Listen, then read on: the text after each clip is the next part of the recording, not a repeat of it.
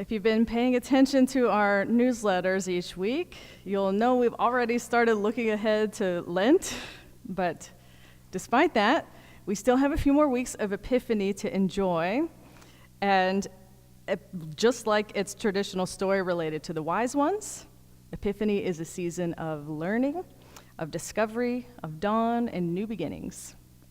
Therefore, I think it fits the theme for us to dive into Paul and a little history lesson behind his first letter to the Corinthians and our passage today. So hang with me during this short history lesson about the Roman Empire and their traditions, because history does tend to repeat itself. In many respects, we actually know more about Paul than we know about Jesus, because Jesus did not write anything down, and he conducted his ministry in a very small area.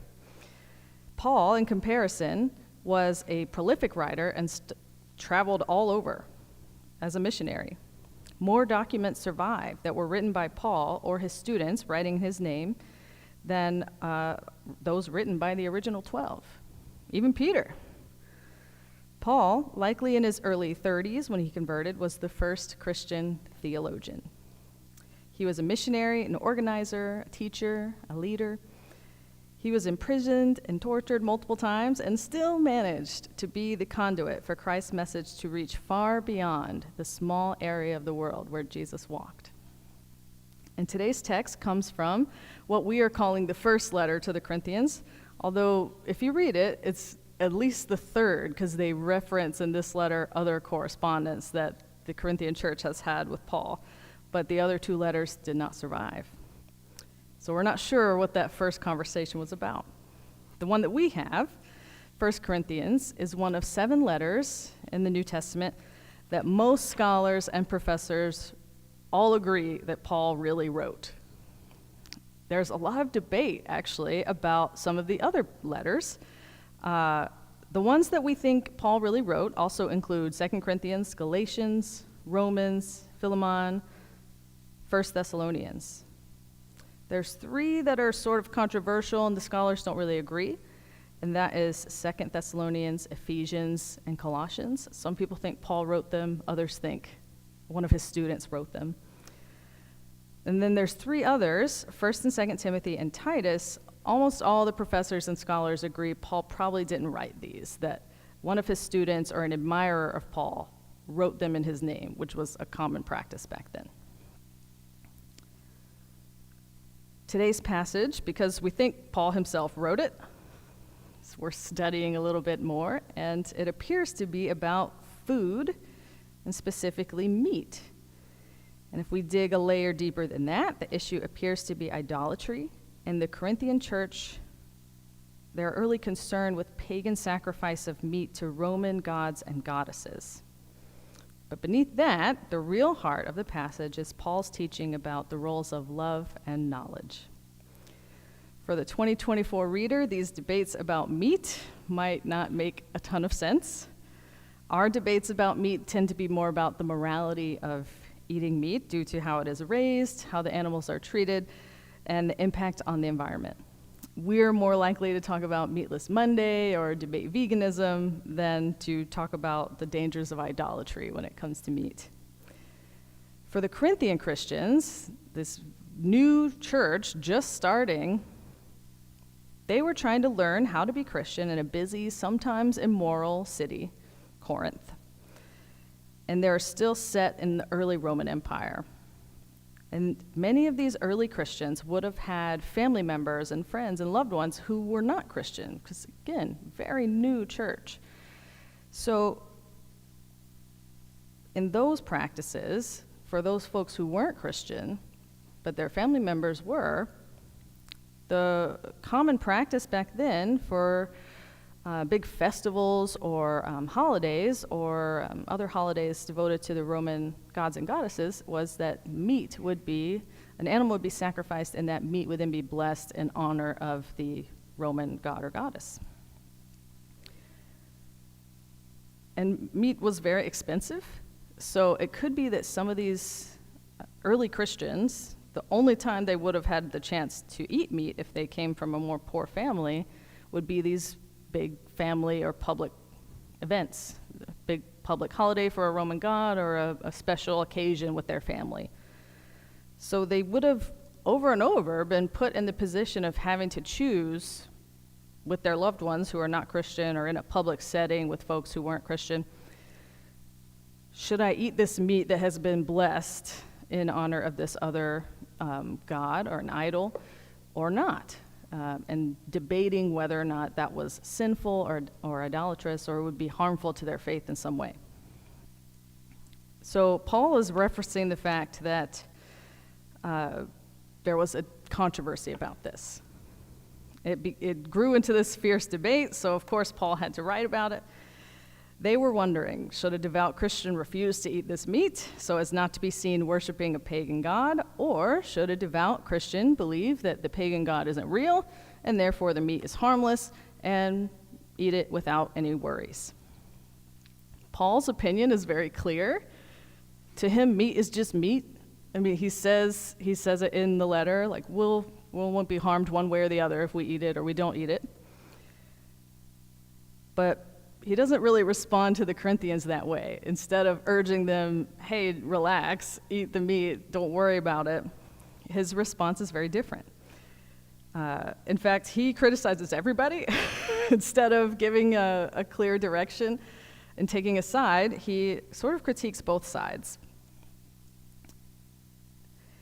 And the problem, according to Paul, is not whether one side is right or wrong, but that both sides are trying to be right and therefore insulting the other side and calling them either stupid or sinful, depending on their position. And so that's what really upset Paul. And this is a lesson that we'll still preach 2,000 years later. Paul sums it up by saying, knowledge puffs up, but love builds up. Anyone who claims to know something does not yet have the necessary knowledge, but anyone who loves God is known by God. In the end, Paul advises that those folks in Corinth who share his position, he calls them the ones with knowledge, they're the ones who think, no problem eating the meat because these false idols aren't real. He advises these folks to still abstain from eating the meat if it wounds the conscience of what he calls the weak ones. The weak conscience, that sounds sort of judgmental on Paul's behalf, but the Greek connotation is a little more neutral. It more means uninformed or unaware. So ultimately, Paul's advice to the Corinthians is not as a theological expert or a revered teacher, but a loving pastor. He advises those with more knowledge to act in ways that are compassionate and loving to those who have less awareness or who are newer in their faith or have a weaker conscience. I mean, they're upset more easily about things that may threaten their faith. And for Paul, that's the more serious issue, how they're treating one another rather than the actual debate of the meat themselves. Paul says if you sin against members of your family, and literally the Greek word is brothers or siblings, and you wound their conscience when it's weak, you're sinning against them and sinning against Christ. Therefore, if food is a cause of their falling, I will never eat meat, so that I might not cause one of them to fall. And in modern language, we might sum it up by saying, it is more important to love one another than to be right. I have a confession for you. This teaching is sort of a hard one for me. According to the Enneagram, I am most like type 9. So if you're familiar with the Enneagram, that is the peacemaker. But I still really like being right. And it's sort of hard to hear this and say it's more important to be loving than to be right. Paul's reminder is a good one for me. Knowledge puffs up, but love builds up. And the Greek here for puff up literally means to inflate, to fill up with pride, arrogance, or vanity. Because it feels good to be right, you puff your chest out. In contrast, the Greek for build up means to strengthen, to repair, to help something grow. So you're nurturing someone else with your love rather than puffing up your own ego by being right. So what does it have to do with us, this debate about meat and idolatry? Well, Paul might not answer all of our modern questions in these ancient letters, but I think Paul teaches us the right question to ask when we stumble into conflict. And the right question to ask is, what is the most loving choice? This is not often an easy question to answer, but always a good question to ask. Whether the conflict is over something theological or political or even totally inconsequential, Paul wants to teach us to err on the side of love, just as Jesus taught before him. Erring on the side of love doesn't mean we will never have to take a stand or that everyone will always be happy, but it does mean that we make important decisions as a church or as a family or as an individual that we'll ask ourselves every time, what is the most loving choice here? Sometimes the answer seems really clear to me. For example, traditionally, the church frowns on private baptisms, like doing a baptism in someone's home with just their family or no witnesses. And the reasoning behind that is because baptism is the initiation rite. It's the welcoming ritual to someone, to welcome a new person into the church. So it requires the community to be welcomed into, which is why the church frowns on doing them privately. So when I was working in the hospital, occasionally folks would ask me to baptize them, staff or patients. And my normal response, because of the traditional teaching, was, you should have me do it. You should find a local church near you and get to know them and be a part of their community and have them baptize you so that you have a family, a church community to be welcomed into. Well, a couple I knew from the hospital, their staff, asked me to baptize their children, and they wanted to do a baptism in their home with their family. These two people were both frontline healthcare workers who, for safety reasons, didn't feel safe to do the church shopping they needed to do to find a new community because they had recently moved and then everything shut down because of the pandemic. And they didn't feel safe bringing their young children to all these different churches to try to find a community. But if they did the baptism at home with their family would be vaccinated, they would test before they come in, people would wear masks, and they could feel safe. They could feel like the baptism would be both sacred and safe. So the answer that would have displayed my most knowledge would have been, no, that's still not appropriate. But the most loving answer was yes, and so I did it. And it was really beautiful. It was a special occasion. So there's not always a clear black and white. So you have to wrestle with, what is the most loving choice? So I hope when we're faced with questions like the Corinthian Christians faced, I hope we'll follow Paul's advice and always begin by asking which choice shows the most love.